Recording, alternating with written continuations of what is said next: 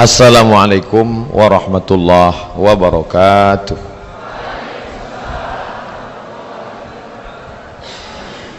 Dari bunyi sambutan salamnya nampaknya banyak sedang puasa sunat Rajab.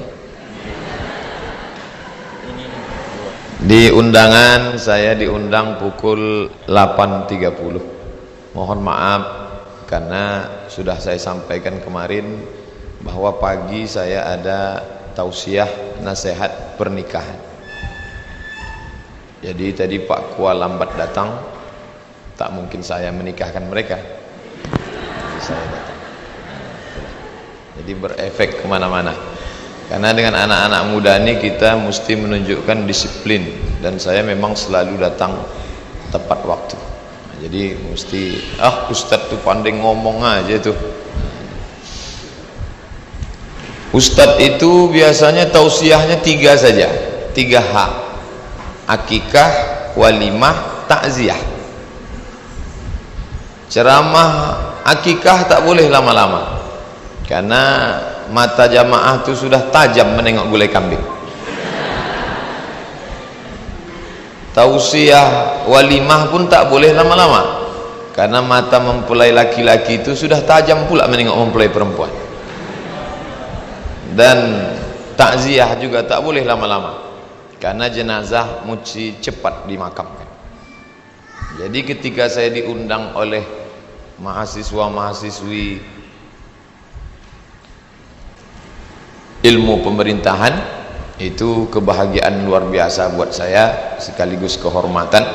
Padahal hari ini hari libur, banyak orang yang takut kehilangan kampung halaman balik kampung, tapi ternyata ramai.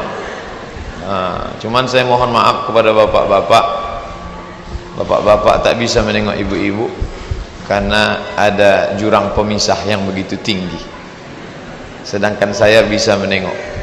Cuman yang gadis-gadis di belakang pula. Nah, mereka pindah semua ke depan karena mau menengok Ustadz Abdul Somad yang gambarnya di depan. Lama saya menengok tadi macam keluar dari lubang golok, tiba muncul Ustadz.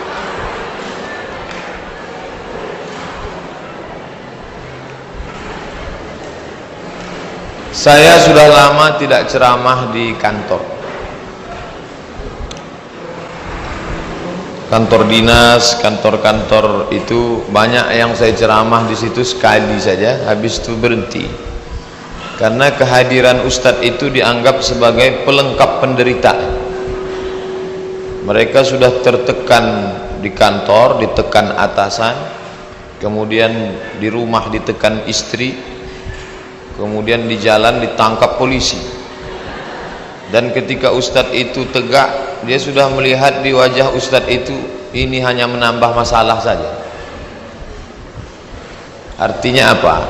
Pegawai-pegawai kita itu tidak menganggap agama ini sebagai way of life, sebagai jalan hidup, tapi agama hanya dianggap sebagai seremonial.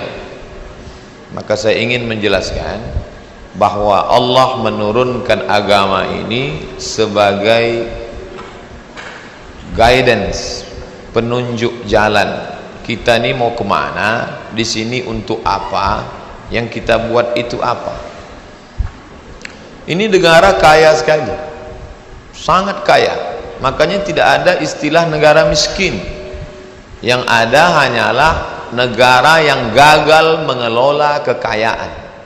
Itu yang ada. Jadi kalau dikatakan kita ini miskin, banyak utang, itu salah total. Saudi Arabia itu minyaknya cuman dari bawah, sedangkan kita dari bawah dan dari atas.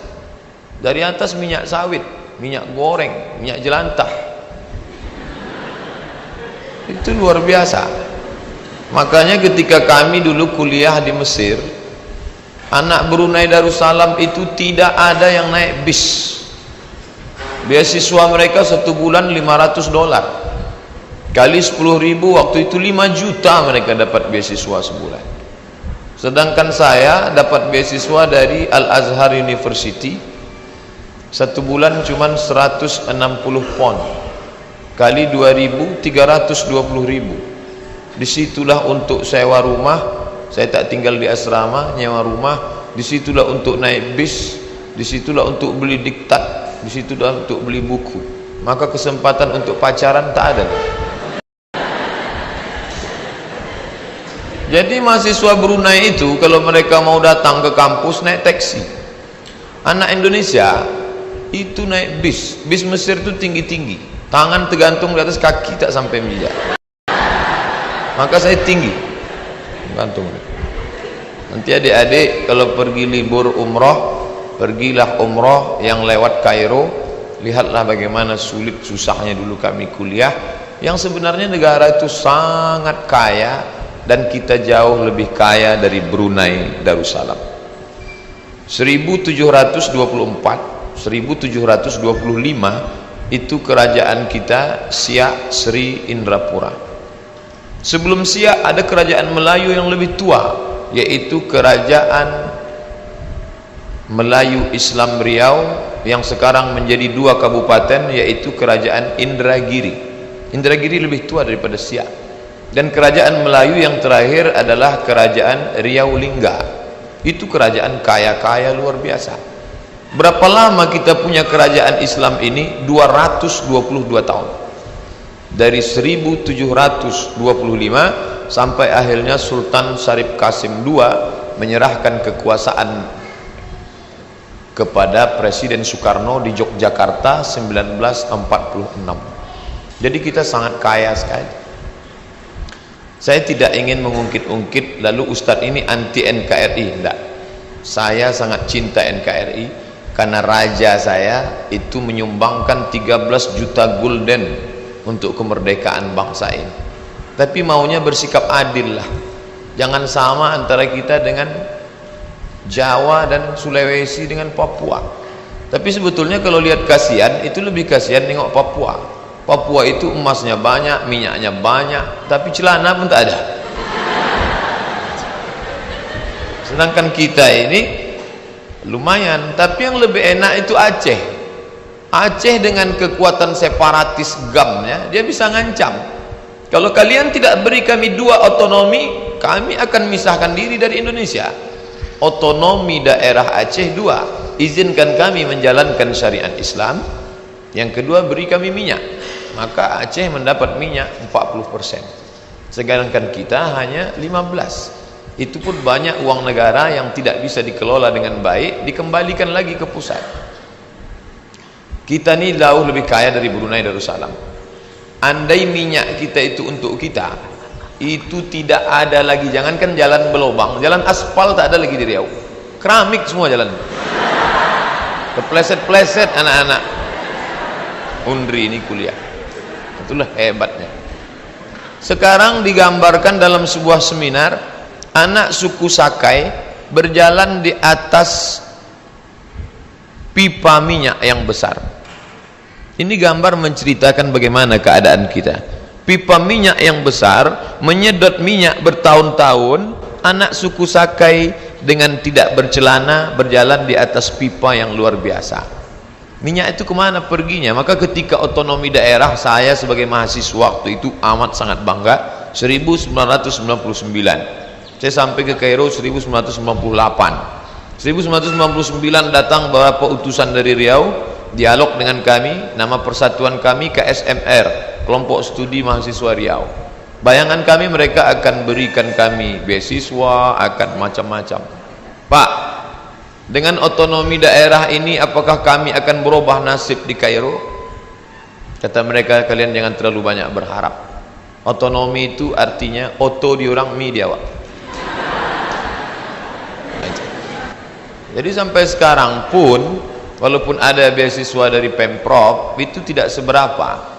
Orang Malaysia itu punya apartemen kata orang kita, rumah-rumah sarang merpati yang tinggi. Itu gedung apa? Selangor punya. Itu gedung apa? Kelantan punya. Itu gedung apa? Melaka punya. Tapi Riau hanya punya rumah kecil 2 kamar, 1 dapur, 1 ruang tamu.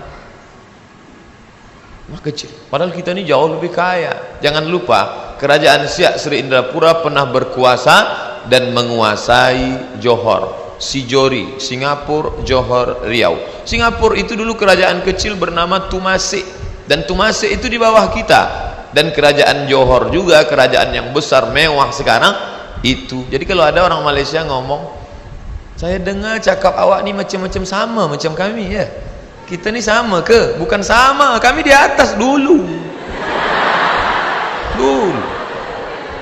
Kita tak sama. Oleh sebab itu maka nostalgia masa lalu ini apakah bisa dengan ceramah? Tak bisa. Tak bisa. Abdul Somad berangkat ke Mesir mengajukan bantuan untuk biaya hidup. Saya kirim ke gubernur, saya kirim ke bupati, saya kirim ke pejabat, saya kirim ke orang kaya. Yang membalas cuma satu, BAS, Badan Amil Zakat Nasional.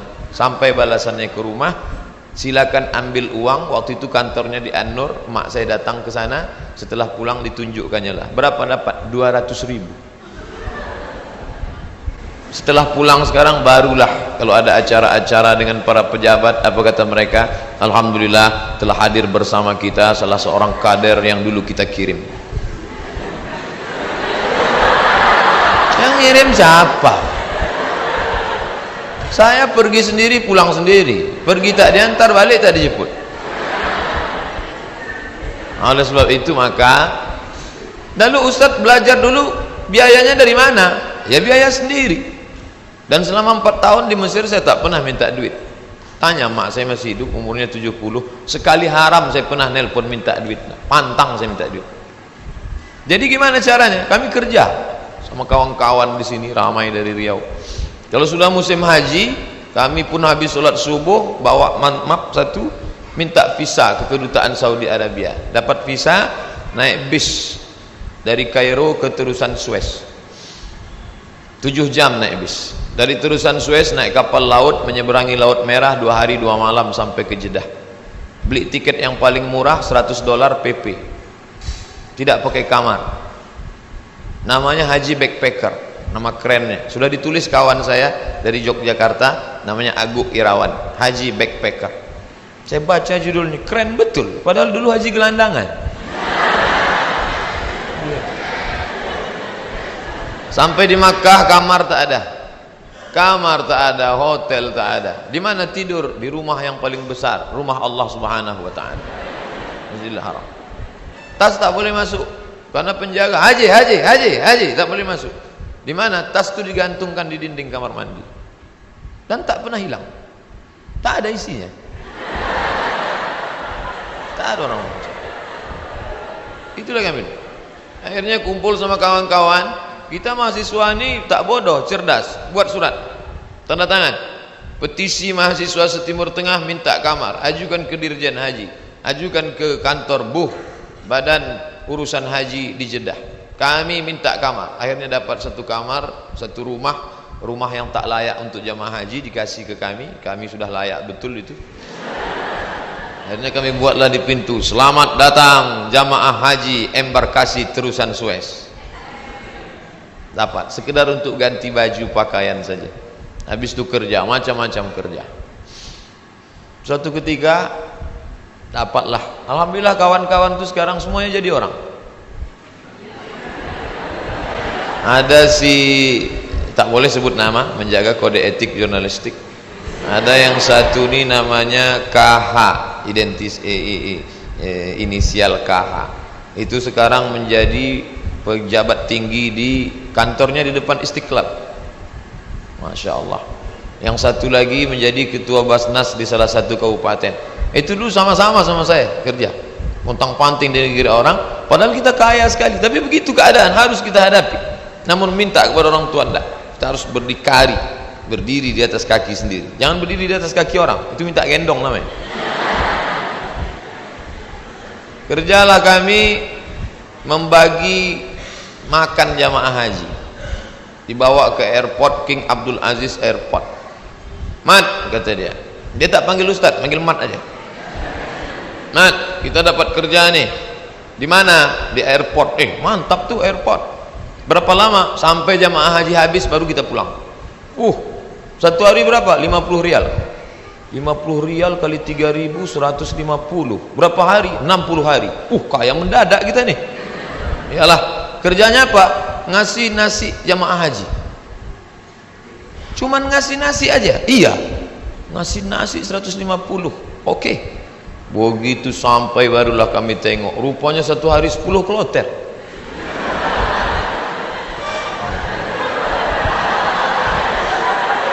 Satu kloter 400. 10 kloter 4.000 orang yang mau dikasih. Saya ngasih nasi kotak. Tugas saya nasi kotak. Kawan saya yang satu nih, yang sekarang di Jakarta itu bagian ngasih jeruk. Asal yang jamaah haji itu nenek-nenek dikasihnya 1. Yang anak gadis dikasihnya 5.